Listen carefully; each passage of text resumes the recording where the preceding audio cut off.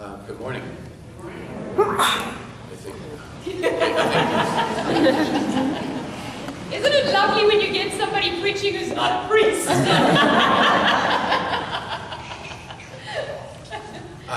Well, as I noticed it says up there, my name is West Cosgrove, and I am a somewhat new Western New York coordinator for Rural and Migrant Ministry.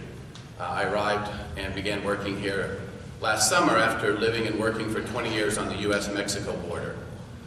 I'd like to thank Debs and all of you for inviting me to be here this morning and spend a few minutes talking about the work that we do with farm workers in the state of New York. Some of you may know Rural and Migrant Ministry. We began 35 years ago.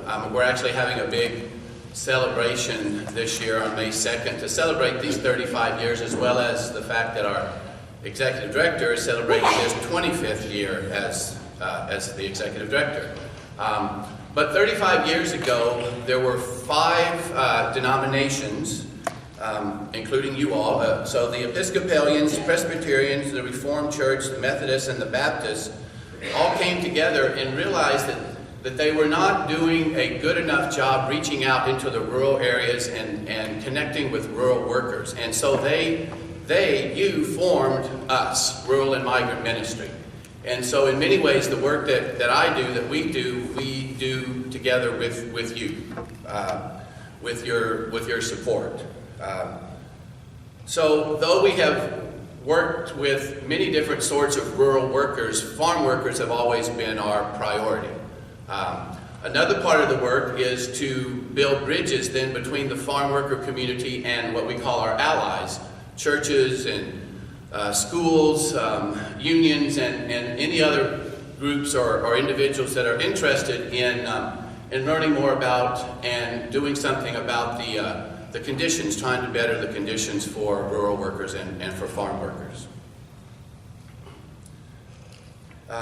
You may or may not know that there are over 1 million farm workers in the United States, with between 60 and 100,000 farm workers here in the state of New York.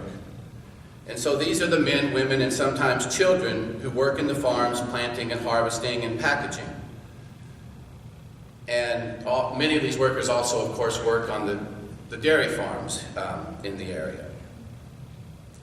I wonder if you know what state is the #1 producer of Greek yogurt? New York. Would you know what state is the #2 producer of apples, maple syrup, and pumpkins?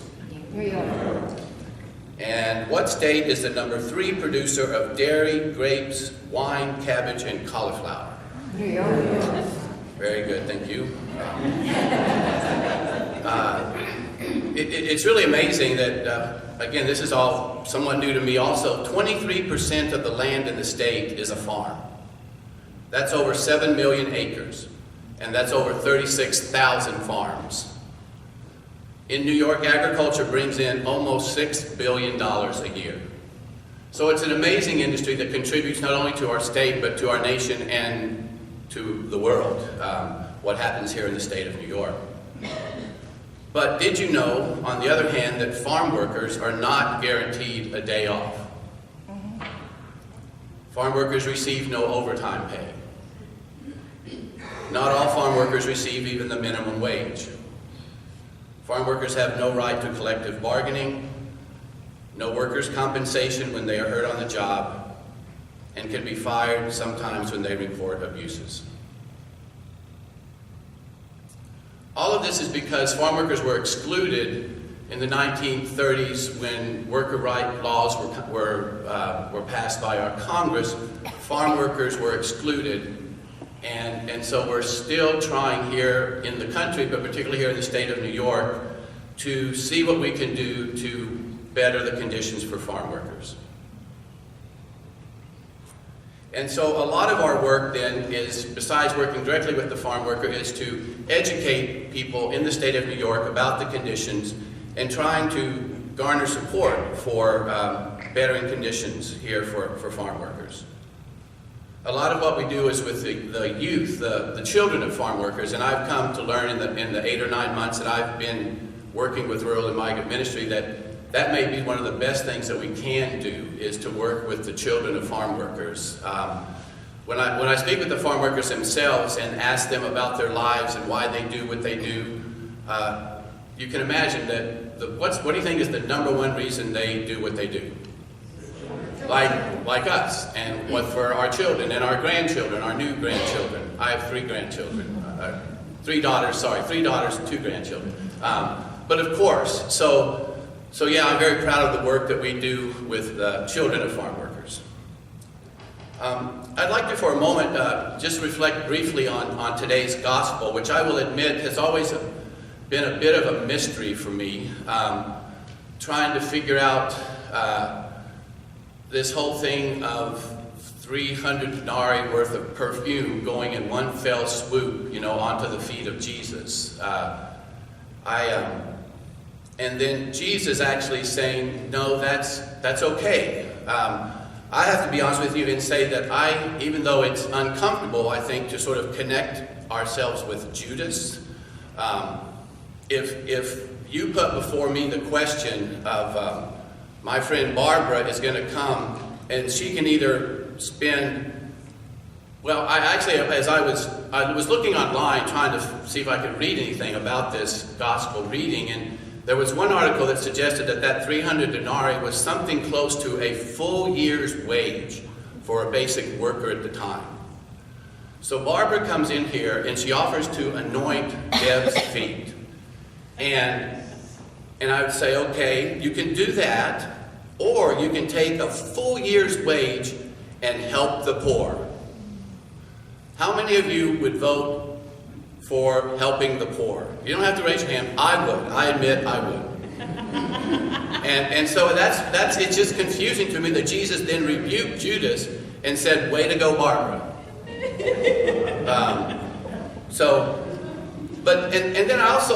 Then I started thinking about it a little bit more. I really could not find any answer that was helpful for me, at least online.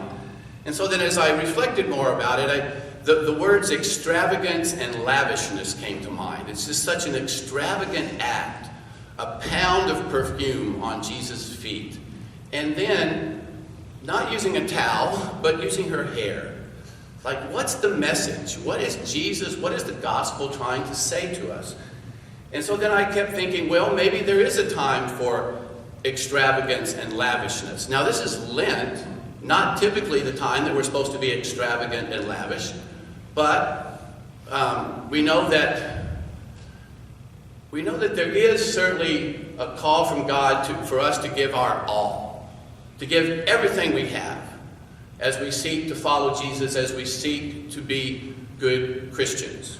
And so maybe that's the message, and I'm just doing the little personal reflection. This might not connect with you at all. So I'm thinking maybe that's it, that one possible message is that in a couple of weeks, we will celebrate Good Friday when Jesus gave his all for us.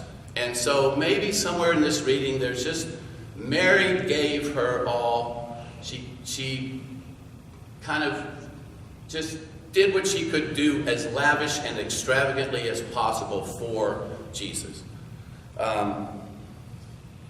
Anyway, and I suspect, though, also that without knowing any of you, if I'd ask myself, do you give your all for your community, your family, your friends? And I suspect you do.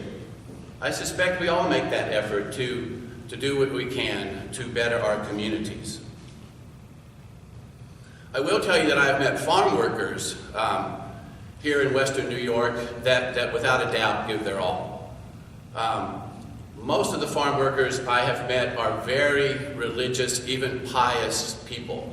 I will say not all go to regular church services, but when I've been inside their homes, which are often trailers, in the corner there's an altar almost the size of this altar sometimes.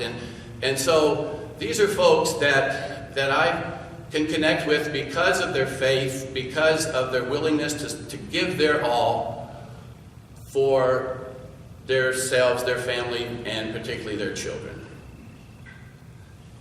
And as much as the farm workers themselves recognize the contribution that they make to us also. They know that they're doing this for their children, but they also know that they're doing an important job. How many of you like fruits and vegetables? And yet, how many of you, and again, you don't have to raise your hand, how many of you want to do that hard work of picking the fruits and vegetables? It's very good work, I admit, but I mean, I think it seems to be, when I was working on the border and I was working with a lot of immigration issues, one of the questions people would always ask, because the fact is, some of the farm workers have been here for many, many years, decades sometimes, but many of the farm workers are migrant workers. Some of the farm workers are undocumented migrant workers. And it's a very appropriate question to ask, are they taking jobs from U.S. citizens? That's a perfectly appropriate, correct question to ask. When I talk to workers and sometimes I talk to college students, and I'll ask college students, are any of you majoring in fruit and vegetable picking? And of course, none are, and yet we all like our fresh fruits and vegetables. And I think the work of farming is, here's the thing I would say about farmers and farm workers. So if I'm talking to a group of university people, I'd often say to the professor, if we got rid of every Latin American studies professor in the world would go on. But if we got rid of farmers and farm workers, we're all in trouble. And so farming is perhaps working on a farm may be the most important job on the planet. Because we're all connected. We're all connected. Because we all eat. And so I have been very inspired, I guess I would say, already, and educated just in the 8 or 9 months that I've been here, learning about the situation on the farms and the struggle of the farm workers. One time I took a group of Hobart William Smith students. It was just as they were beginning their semester back in September, and they came to us for sort of a day program as it was part of their orientation. And then in the afternoon we went out into an apple orchard, and they were able to actually put on it was kind of a 5-pound bucket that had a belt-like thing, a strap on it, and climb up the ladder and pick some apples and just get a sense of how difficult that work is and how physically hard it is. And so then after that we were able to talk to some of the workers who took a break to kind of put up with us. And I asked Oramis, the crew chief, I asked her in Spanish what she would like to say to this group of university students. And right out of her mouth was, tell them we're not bad people. And then she went on to explain, again, we do this for our kids, our families, and we know that we're making a contribution to this community. And in all honesty, I think she wants us to know that they're good people just trying to help their family, and that they're making a connection, and that we benefit from their labor. And so I've come to conclude that the most important thing that we can do, that anyone who is interested in helping better the situation of farm workers, is to simply be aware that in our community, right around us, in our churches, in our schools, etc., are these people who labor long and hard hours with great dignity and great hope. And that we just need to know that they're there. We need to know that we need to make them we need to make them visible. We need to know that they're there. If you're the sort of person who likes to be politically active, I would just mention one other thing.